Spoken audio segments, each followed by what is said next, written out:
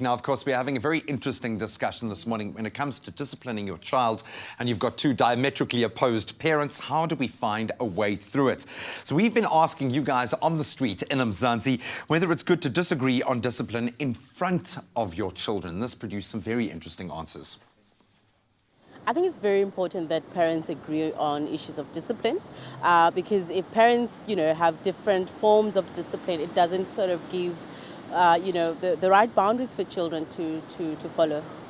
If you see inconsistency, mum saying something and dad saying something, then the kid's going to get confused and the message will get diluted. So there does need to be some form of agreement. I know that they don't always agree on everything, but there has to be consistency. Yeah.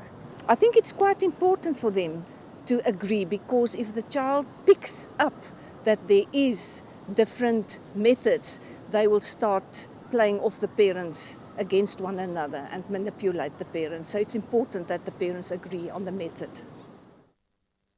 Hugely interesting topic, and lovely that you are volunteering information. I love the fact that everyone can have a perspective on this. We've either been disciplined or we are a parent grappling with these issues. Now, we've opened the lines, obviously, for you guys to weigh in as well, 0839 728, and we're going to try to get a very interesting caller on the line. But before I get to that, obviously what we've been discussing here is having those opposing views. How important is it for us to hide that from the child or to represent union in front of the child? Is a child going to pick up on that stuff, surely subconsciously anyway, if we're hiding it? Where do we sit in terms of what we show to the child consciously? So I would hope that when a couple decide to have a child together, that they've already discussed their common values, and that's the reason they're actually getting together, because they know that they have the same values towards many things, money, and one of the things as well is obviously how are we going to raise children.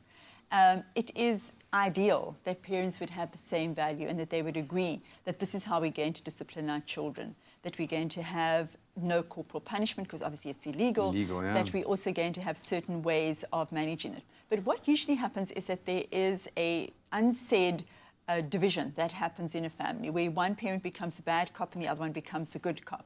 And the most important, this dog is really getting friendly and undisciplined. She's loving you, man. There's just too much love. What happens is that the child is so sensitive to feeling that there is tension between the parents. So the parents might come forward, as you say, and they say, you can't go out, or we're going to put you into the bad corner, into whatever parents are doing right now, and they know that they're going to test it out, and they'll go to the other parent and say, oh, mommy or daddy said that I can't do that. And you really have to stand by what the other partner has said.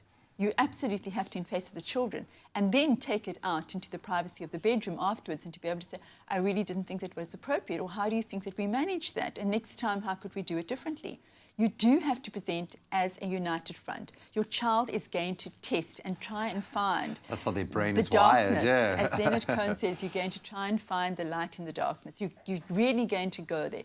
You have to present a united front. You cannot have arguments in front of your children around, I have a difference of opinion. I think that you can go to the club. I don't think you should go to the club. It's like, and even say to you, we really have different views around this, but we're going to stick with one idea, that you actually can't do this. Be clear, be transparent. Be clear. I disagree around this, but we are going to tell you that this is what's going to happen. You are going to stand united. Now we've got Chantal joining us on the line from Cape Town. A very good morning, Chantal. What's your question for Dr. Eve?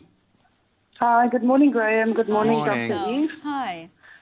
I have a little boy of about 8 years old, and he's got ADHD and ODD. Can you hear me? Yeah. Go ahead. Okay, he's got ADHD and ODD. We're battling a bit with discipline. Obviously, I'm the bad cop. Eddie's the good cop. And we also have outside forces like the teachers. And what we sense is discipline can be good at home, but then when he's at school and he's with a teacher that is lovable and can easily be manipulated, he goes that far and discipline is thrown outside the window. We're struggling because it's constantly an up-down cycle, and I wondered if Dr. Eve could shed some light on that. Wonderful question. Thank you, Chantal. First of all, Chantal, I just want to resonate with you that it must be very exhausting for you. It is exhausting. It's exhausting for you. It's exhausting for your partner. And It's probably exhausting for the teacher who's got a class filled with children who are struggling with emotions as well. So I would want you as a parent, seriously, and to all parents, to take care of yourself. You've got to become emotionally regulated, which is the term that we use, so that you are able to manage yourself in the face of incredible difficulty and lashback, and what the difficulty that your child's experience is going to be pushed back onto you, right? You have to take care of yourself. You have to make sure that you spend time being calm with yourself and being good with yourself. Because what happens often, Graham, is that parents who are struggling with their own lives, they automatically will take it out on their kids, and they will automatically be very short, very rageful, very aggressive, very distracted. And the immediate thing is to be able to take it out on the child. So Chantal, the thing is that you want to be calm first. You want to have a partner also where there is stillness with your partner. What's happening to your child, and a lot of these kids who've got ADD, is that they have an inability to regulate their own emotions. And therefore they act out in what's called uncontrollable manners. And they then get into trouble, and they then get disciplined for their bad behavior, when in fact what's really happening is the child needs to have somebody to talk to them about their emotional struggle that they are going through.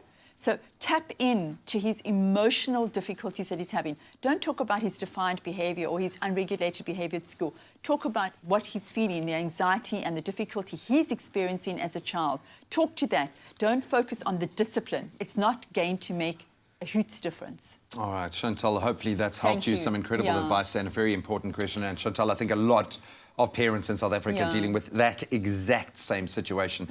So there is a wealth of information out there. Just connect and look after yourself first. Well, we're going to continue our chat with Dr. Eve on the other side of a very quick ad break. 0839133728.